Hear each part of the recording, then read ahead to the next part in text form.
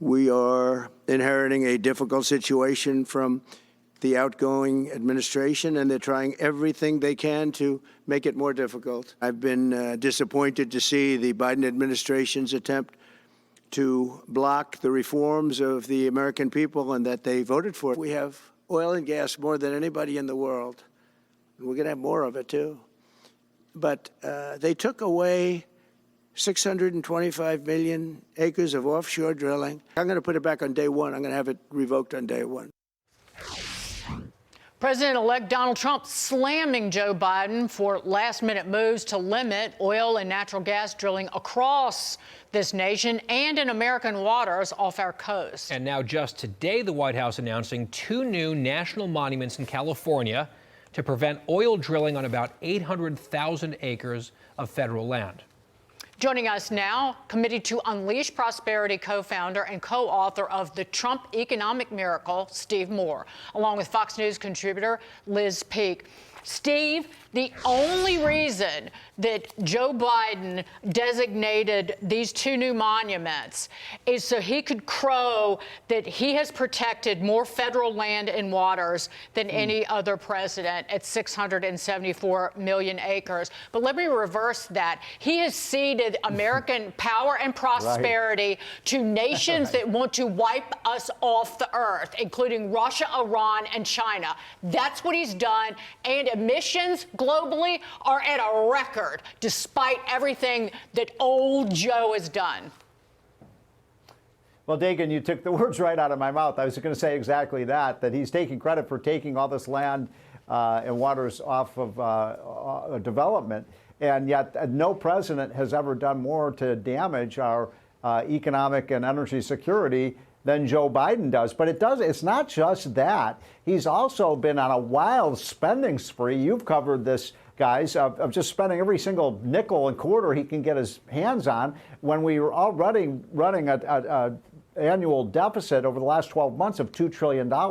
And then one other quick thing, you know, the House just voted on this bill to deal with the criminal aliens, which is like an 80-20 issue with the American people. And the vast majority of the Democrats in the House voted against that. Dagan, they haven't gotten the message from voters. You know, I'm just still stuck on what you said, a $2 trillion deficit in peacetime. It's just, it's mind-blowing. It really is. For 2 years in a row. Yeah, it's nuts. For 2 years in a row almost. Liz, I want to ask you about how the incoming president, the president-elect, can maybe start to undo some of this, because generally it's seen as like, okay, if some president does something through executive order, it can be undone through executive order. But it does seem like Team Biden is trying to, you know, throw a bunch of obstacles along the way to make that as difficult as possible for Trump to come out swinging in a few days.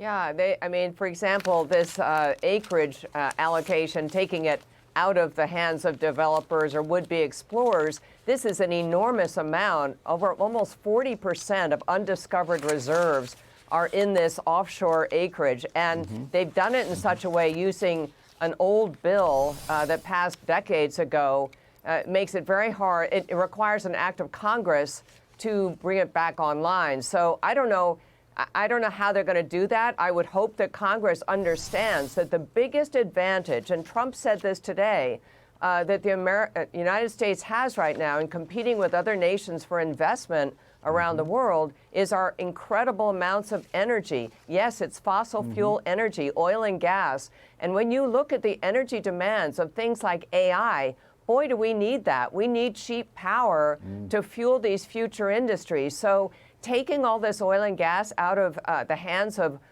oil companies, it is so stupid and it's so damaging. I would hope that even some Democrats get on board with trying to reverse that, and they're going to have to. And Trump made that point on AI and the energy requirements that will explode with AI during his press conference today.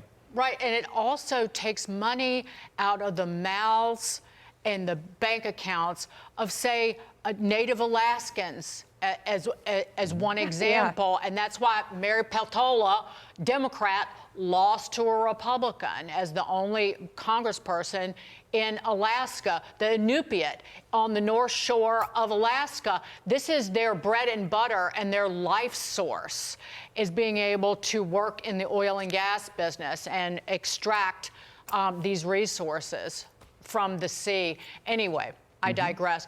Let's talk about diversity, equity, inclusion. So many companies, and the latest McDonald's, rolling back the practices of using this not opportunity, equal opportunity, but equal outcome in hiring, but to roll it back. But Costco, one board member, is criticizing companies for doing what McDonald's and all these other major corporations have done. This, of course, this board member, guess where he used to be the CEO of the Bill and Melinda Gates Foundation, Steve Moore. Right. Well, this is the most amazing development. And by the way, I predicted this about a year and a half ago. I wrote a column saying that we had reached peak wokeism. And I felt like, there was going to be a tide against this. I didn't think it was going to be an avalanche, but just in the last, month or so, we've seen all of these companies you saw what happened with net zero. All the companies are saying we're out of the net zero, no fossil fuel craziness. This is a very positive development. I think it dates back. I think the beginning of the fall of this craziness was that infamous Bud Light commercial when these crazy leftists took a $40 billion brand and cut its value in half with a stupid ad that insulted half of their customers. And so I think this is the start of something big, and we're returning to common sense normalcy in America. Liz, we just put the graphic on the screen. A lot of these big companies, not just McDonald's, American Airlines, Coors, Toyota, Boeing, Starbucks, the list goes on. They're getting out of the DEI business. It almost feels like Donald Trump getting elected was their escape hatch. They wanted out. Well, I think they did, because I think there was a Harvard Business School review paper that said that all these big companies are spending on average $8 billion a year for DEI initiatives. And by the way, they had really overreached. It wasn't just in their own companies that they were trying to train employees on DEI issues. They were also mandating that their suppliers did that. So as usual, people went too far. Maybe this was well-meaning in the beginning, but it became a tremendous burden for these companies. And shareholders were beginning to say, wait a minute, what's the return on that $8 billion? Yeah. Can you really argue this is in the best interest of our company? And the answer is they could not. They could not prove that this was a valuable thing. So I think you're right. They feel like they have sort of a free ticket to get out of that, and most of them are.